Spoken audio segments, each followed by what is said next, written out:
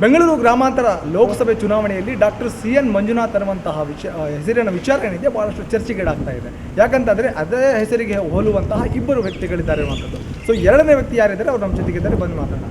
ನಿಮ್ಮ ಹೆಸರು doctor CN Manjunath ಇರುವ ಕಾರಣದಿಂದಾಗಿ ತಾವು ಇಲ್ಲಿ ಚುನಾವಣೆಗೆ ಸ್ಪರ್ಧೆ ಮಾಡ್ತೀವಿ? ಆ ಥರ ಏನಿಲ್ಲ. ನನಗೆ ಒಂದು ಪಕ್ಷ ಬಂದು ಇಲ್ಲಿ ಗುರುತಿಸಿ ಟಿಕೆಟ್ ಕೊಟ್ಟ ಮೇಲೆ ನಾನು ಬಂದು ಚುನಾವಣೆಗೆ ಸ್ಪರ್ಧೆ ಮಾಡ್ತಾಯಿದ್ದೀನಿ. ಬೇರೆ ವಿಚಾರ ಏನಿಲ್ಲ.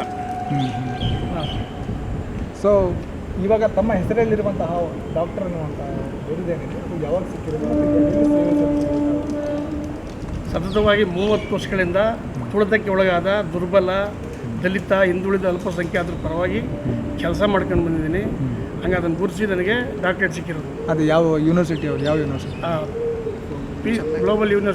Global piece university, Chennai. Okay. So ಇವಾಗ ಕಾಂಗ್ರೆಸ್ ಪಕ್ಷದ ವತಿಯಿಂದ ತಮಗೇನಾದರೂ ಸಹಕಾರ ಇದೆನಾ? ಬನ್ನಿ ನೀವು ನಿಂತ್ಕೊಳ್ಳೋದೇನಾದರೂ ಮಾತುಕತೆ ಆಗಿದೆ? ಯಾವ ಕಾರಣಕ್ಕೂ ಇಲ್ಲ ಸ್ವಾಮಿ, ಶುದ್ಧ ಸುಳ್ಳು. ಯಾರೋ ಬೇಕು ಅಂತ ಹಿಂಗೆಲ್ಲ ಹಬ್ಬಿಸ್ತವ್ರೆ. ನನ್ನ ಯಾರೂ ಬಂದು ಭೇಟಿ ಮಾಡಿಲ್ಲ. ಅವಕ್ಕೆಲ್ಲ ಜಗ್ಗ ಅಂತ ಮನುಷ್ಯನೂ ನಾನಲ್ಲ. ಹಾಂ.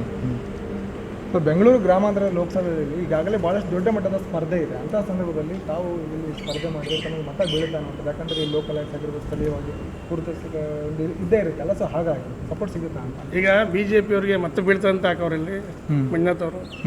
ಅವ್ರು ಸಾರ್ವಜನಿಕವಾಗಿ ಅವ್ರು ಡಾಕ್ಟ್ರಾಗಿ ಸೇವೆ ಮಾಡೋರೆ. ಇಲ್ಲಿ ನಾವು ಬಡವ್ರ ಪರವಾಗಿ ಕೆಲಸ ಮಾಡಿರ್ತಕ್ಕಂಥ ಜನ.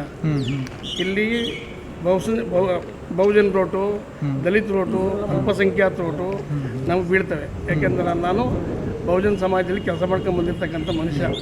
ದಲಿತ ಚಳವಳಿ 30 ವರ್ಷ ಕೆಲಸ ಮಾಡಿದ್ದೀನಿ. ಹಾಂ. ಸೊ ತಮ್ಮ ಹೆಸರು ಅದೇ, ತಮ್ಮ ತಂದೆ ಹೆಸರು ಕೂಡ ಅದೇ. ಸೊ ಹೀಗಾಗಿ ಚರ್ಚೆ ಆಗ್ತಿರೋದು ಅಂತಂದರೆ ಸೇಮ್ ಹೆಸರಿನವರು ಇರೋದ್ರಿಂದ ಬಂದಿದೆಯೇನೋ ಅಥವಾ ಇದಕ್ಕೇನು ಹೇಳ್ತಾರೆ? ಇಲ್ಲ, ಆ ಥರ ಏನಿಲ್ಲ. ಮಂಜುನಾಥ್ ಅವ್ರು ಇಲ್ಲಿ ತಂದು ನನಗೆ ಗೊತ್ತಿಲ್ಲ. ಅವರಿಗೆ BJPಯಿಂದ ಟಿಕೆಟ್ ಕೊಟ್ಟವ್ರೆ, ನನಗೆ BBPಯಿಂದ ಟಿಕೆಟ್ ಕೊಟ್ಟವ್ರೆ ಅಷ್ಟೇ. Okay sir. ಸೊ ಇದಿಷ್ಟು ಮಂಜುನಾಥ್ ಅವರ ಮಾತು. ಕ್ಯಾಮ್ರಾ ಪರ್ಸನ್ ಸಂದೀಪ್ ಜೊತೆ ಸೈಯದ್ ನಿಜಾಮುದ್ದೀನ್, TV9 ರಾಮನಗರ.